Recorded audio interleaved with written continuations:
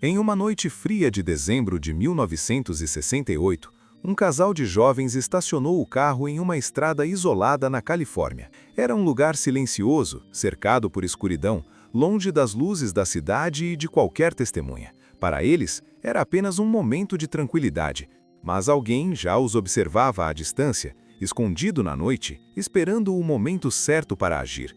Minutos depois, tiros romperiam o silêncio absoluto daquele lugar, dando início a uma série de crimes que aterrorizaria um país inteiro. Naquela noite, Betty Lou Jensen e David Faraday foram encontrados mortos ao lado do carro na Lake Herman Road. Não havia sinais de roubo, nenhuma evidência de briga, nenhum motivo aparente que justificasse tamanha violência. A polícia tratou o caso como um assassinato isolado, mais um entre tantos que ocorriam nas estradas afastadas. Porém, o que ninguém imaginava era que aquilo era apenas o começo. 6 meses se passaram sem respostas, até que outro casal decidiu estacionar em um local igualmente remoto. Era julho de 1969 e o clima era semelhante. Noite tranquila, pouca movimentação e a falsa sensação de segurança que acompanha lugares afastados. De repente, um homem se aproximou do carro usando uma lanterna potente, ofuscando os ocupantes. Ele parecia uma autoridade, talvez um policial, alguém que não levantaria suspeitas imediatas. Sem qualquer aviso, ele sacou uma arma e começou a atirar repetidamente contra o veículo. O jovem foi gravemente ferido, assim como a garota ao seu lado. Mas desta vez, algo inesperado aconteceu. Um deles sobreviveu ao ataque. Esse detalhe mudaria completamente o rumo da investigação, pois finalmente havia uma testemunha capaz de descrever o agressor. Segundo o sobrevivente, o homem parecia absolutamente comum. Não tinha cicatrizes marcantes, não possuía características incomuns, não apresentava nada que facilitasse sua identificação. Era o tipo de pessoa que poderia passar despercebida em qualquer multidão. Minutos depois do ataque, a polícia recebeu uma ligação de um telefone público. Do outro lado da linha, uma voz masculina, calma e controlada, confessou o crime com uma frieza perturbadora. Como se estivesse relatando algo trivial, ele também afirmou ser responsável pelo assassinato ocorrido meses antes. Antes que a chamada pudesse ser rastreada, a ligação foi encerrada. Quando os policiais chegaram ao local do telefone, o assassino já havia desaparecido novamente na escuridão. Agora estava claro que não se tratava de crimes aleatórios. Havia um serial killer à solta. O medo começou a se espalhar rapidamente, principalmente entre jovens casais que frequentavam áreas isoladas. A sensação de segurança desapareceu quase da noite para o dia. Pouco tempo depois, 3 grandes jornais da região receberam cartas idênticas, escritas pelo próprio assassino. Nos envelopes, ele exigia que suas mensagens fossem publicadas na primeira página. Caso contrário, prometia continuar matando. As cartas continham detalhes que apenas o verdadeiro assassino poderia saber, confirmando sua autenticidade. No final de cada mensagem, ele assinava com um símbolo estranho, um círculo atravessado por uma cruz. Era a primeira vez que o mundo via o nome que ficaria marcado na história do crime. Zodíaco. Dentro das cartas, havia algo ainda mais inquietante.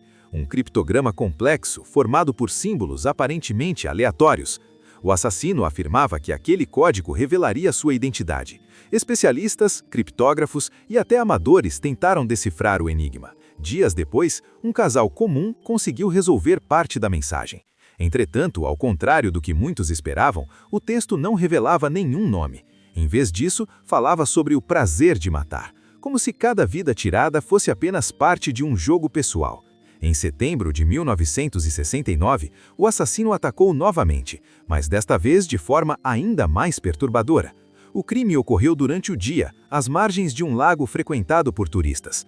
Usando um traje negro com capuz e o símbolo do zodíaco costurado no peito, ele se aproximou de um casal que descansava no local. A aparência era quase ritualística, como se ele estivesse interpretando um personagem criado por si mesmo. Com extrema calma, amarrou as vítimas e iniciou um ataque brutal com uma faca, golpeando repetidamente, sem demonstrar qualquer hesitação ou pressa. Antes de ir embora, deixou uma assinatura macabra. Escreveu na porta do carro das vítimas as datas dos crimes anteriores, acompanhadas novamente pelo símbolo que já aterrorizava a população. Era como se quisesse garantir que todos soubessem exatamente quem havia feito aquilo. Algum tempo depois, o assassino voltaria a atacar, mas desta vez em plena área urbana. Um taxista foi morto a tiros dentro do próprio veículo. Testemunhas viram um homem limpando o interior do carro e caminhando tranquilamente pela rua, como se nada tivesse acontecido. Um erro de comunicação entre policiais permitiu que o suspeito fosse abordado e liberado sem que percebessem sua verdadeira identidade. Talvez tenha sido a maior chance perdida. As cartas continuaram chegando. Em algumas delas, o Zodíaco zombava da polícia e da imprensa, demonstrando prazer em observar o caos que causava. Em uma mensagem particularmente assustadora, ele ameaçou atacar um ônibus escolar, o que levou autoridades a mobilizar escoltas policiais para proteger crianças. O pânico tomou conta da população. Qualquer homem desconhecido poderia ser o assassino. Centenas de suspeitos foram investigados ao longo dos anos. Alguns pareciam plausíveis, outros completamente improváveis. Impressões digitais, análises forenses e perfis psicológicos foram reunidos, mas nada era conclusivo. O rosto descrito pelas testemunhas tornou-se um dos retratos falados mais famosos da história, mas, paradoxalmente, também um dos mais inúteis. Os assassinatos eventualmente cessaram. Não houve captura, confissão ou explicação. Simplesmente pararam, como se o assassino tivesse decidido abandonar seu jogo mortal. As cartas continuaram chegando, embora a autenticidade de algumas delas fosse questionada. Décadas depois, parte dos criptogramas enviados pelo Zodíaco foi finalmente decifrada, com a ajuda de computadores modernos. Ainda assim, nenhuma identidade foi revelada, nenhuma prova definitiva surgiu, nenhum suspeito pôde ser responsabilizado. O caso permanece oficialmente sem solução até hoje. Milhares de páginas de investigação foram produzidas, consumindo anos de trabalho policial e atenção pública. Mesmo assim, o homem por trás daqueles crimes nunca foi identificado com certeza. Talvez ele tenha morrido anos atrás. Talvez tenha sido preso por outro delito sem que ninguém percebesse. Ou talvez tenha vivido uma vida completamente normal, cercado por pessoas que jamais imaginaram quem ele realmente era.